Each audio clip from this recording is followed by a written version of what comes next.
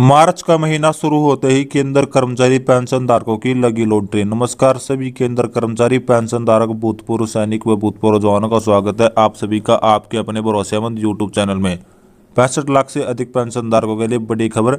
आपकी मार्च की salary pension बढ़ोतरी को लेकर, महंगाई भत्ते ऐलान को लेकर, साथ साथ भत्ते में एक बार फिर बढ़ोतरी को लेकर, साथ साथ कर्मचारी पेंशन धारकों की सैलरी पेंशन को लेकर, बैंकों को मिले निर्देशों को लेकर, साथ साथ कर्मचारी पेंशन धारकों के एरियर भुगतान को लेकर क्या होगा।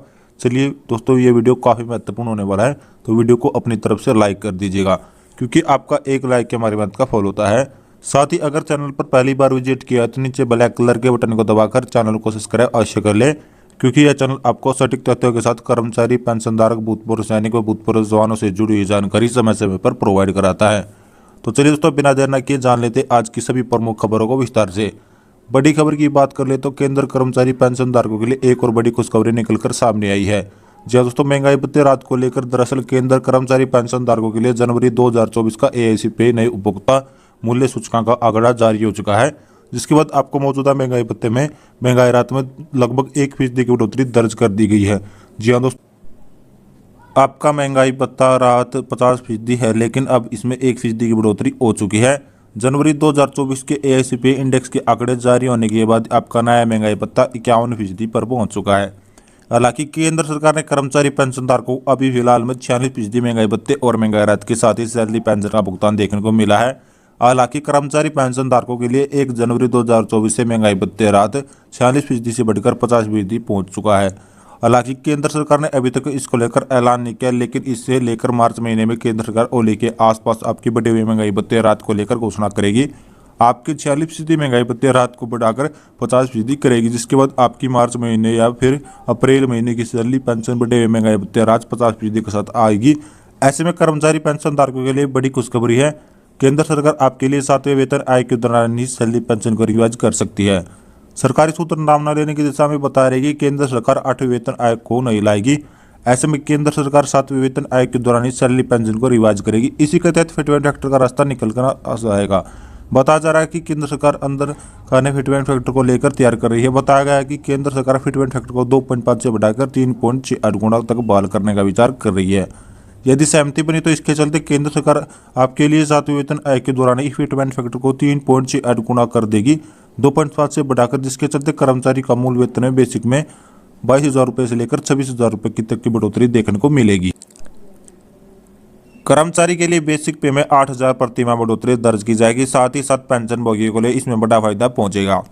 अलग अलग रगड़े पे के कर्मचारी को इसमें अलग अलग फायदा होने वाला है। साथ ही साथ बताया जा रहा है कि केंद्र सरकार 7वें वेतन आयोग के दौरान ही सैलरी पेंशन को रिवाइज करेगी, तो इसके तहत आपके लिए कुछ 50% महंगाई भत्ते को बेसिक में मर्ज करने का ऐलान किया जा सकता है। यदि ऐसा हो तो कर्मचारी पेंशन धारकों के लिए दोहरी खुशखबरी होगी। 8वें वेतन आयोग के इंतजार में भी नहीं, 7वें वेतन आयोग के दौरान सैलरी में बढ़ोतरी का रिवाइज किया जाएगा, आपको देखने को मिल जाएगा। चलिए दोस्तों, अगले बड़ी अपडेट की बात कर लेते हैं। अगली बड़ी अपडेट निकलकर सामने आई है। यदि पेंशनर की मृत्यु के बाद फैमिली पेंशन शुरू हो तो इसको लेकर लोगों की भर्तियां बनी हुई है। क्या क्या डॉक्यूमेंट जमा होंगे, आपको कुछ भी ज़्यादा डॉक्यूमेंट की जरूरत नहीं पड़ने वाली। आपको लेकर पेंशन का डेथ सर्टिफिकेट पोर्टल पर लॉगिन करना है, सब पोर्टल पर लॉगिन करना है, उसमें अपडेट करना है। इसके लिए अपील करनी है हमें फैमिली पेंशन का भुगतान किया जाए, और उसके बाद इस सरपर्स पर विभाग द्वारा आपकी फैमिली पेंशन का भुगतान 3 महीने के अंदर भुगतान करना शुरू कर दिया जाएगा। कई पेंशन के मन में क्वेश्चन है कि इतना अधिक समय क्यों लगता है। आपको पता चले कि सर्विस टीम भी इसमें आपके जो डॉक्यूमेंट आपने सबमिट किए हैं उसके वेरिफिकेशन के लिए भेजती है, वेरिफिकेशन करती है आपके स्तर पर, उसको चलाते आपके 3 महीने के बाद ही आपकी पेंशन में शुरू होती है। यहाँ पर कई पेंशन भोगी संस्पेस में रहते हैं कि 1 महीने के बाद ही पेंशन शुरू हो जाएगी, तो आपको बताते चले कि 3 महीने का वेट आपको करना ही पड़ेगा। इस पर टीम निर्धारित 3 महीने का समय कर लेती है, जिसके बाद आपकी फैमिली पेंशन शुरू हो जाएगी। चलिए दोस्तों, अगले बड़ी अपडेट की बात कर लेते हैं। अगले बड़ी अपडेट आपके लिए निकल कर सामने आई है। केंद्र सरकार के कर्मचारी पेंशन धारकों के लिए, दरअसल केंद्र सरकार के कर्मचारी पेंशन धारकों के लिए 8वें वेतन आयोग को लेकर कर्मचारी संगठन, पेंशन भोगी संगठन लगातार सरकार से मांग कर रहे हैं। हालांकि केंद्र सरकार संसद में पहले ही पहुंच चुकी है, 8वें वेतन आयोग को नहीं लाया जाएगा। ऐसे में कर्मचारी सूत्र नाम लेने की दिशा में 8वें वेतन आयोग को नहीं लाएंगे। केंद्र सरकार 7वें वेतन आयोग के दौरान ही आपकी सैलरी को रिवाइज कर सकती है। ऐसे में कर्मचारी संगठन, पेंशन भोगी संगठन का साफ तौर पर कहना है कि हमें 8वें वेतन आयोग से कुछ की मंजूरी नहीं मिली है।